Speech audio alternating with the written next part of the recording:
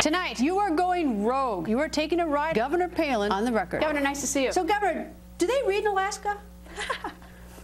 All right, I'm just teasing you, That's obviously. funny. All right, unemployment. Atrocious. Job opportunities are going to be created when our federal government will quit taxing those who are creating the jobs. We'll see jobs created, not government doing the creating of it, private sector. Got unemployment in Detroit, for instance, 15%. Yeah. Nationwide, 10.2. What would you do now if you were in charge? What we need to do is reduce capital gains tax, reduce taxes on corporations and small businesses and our income. President Reagan did that back in the early 80s, tax cuts. It worked. There are different needs in different communities. How do you account for the fact that maybe the poor African American in Detroit who has no skills might be so vastly different than someone who loses a business in Northern California? No, fundamentally, everything is the same. Free market enterprise, private sector grow, thrive, prosper, keep more of what we earn. Everybody is equal in America. Everyone has equal opportunity to earn and produce and build. Back in the 80s, Reagan faced a worse recession than what we're facing today. Let's learn from that piece of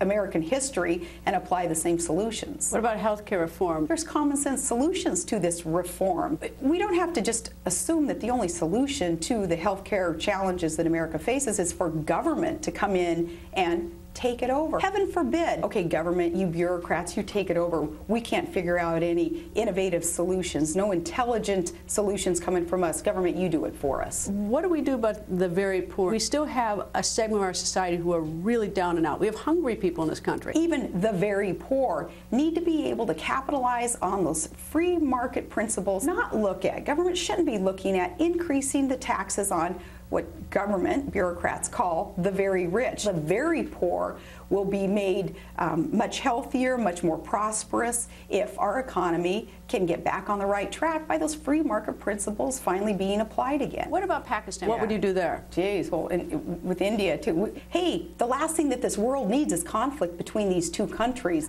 I would certainly hope that the relationship that America can kind of be in the middle of and help forge a stronger alliance between the two countries will be certainly will be implemented very soon. Why can't we forge an alliance there, a military alliance even, to finally get rid of those terrorists in Pakistan that are threatening?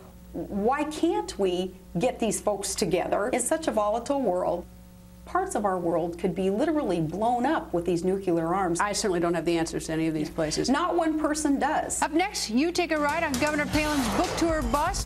Now you are taking a ride on Governor Palin's book tour bus. All right, a blogger from California asked me to ask this, so I'll ask this. What didn't you put in the book, or what do you have to take out? You can't have a book that's, 50,000 pages thick. Is there something that you would have liked to have included? Oh, that's a great question. It's not mine. I wish it were mine. It wasn't mine. I'm sorry. You didn't say any of mine were any good. You said the blogger says thanks a lot.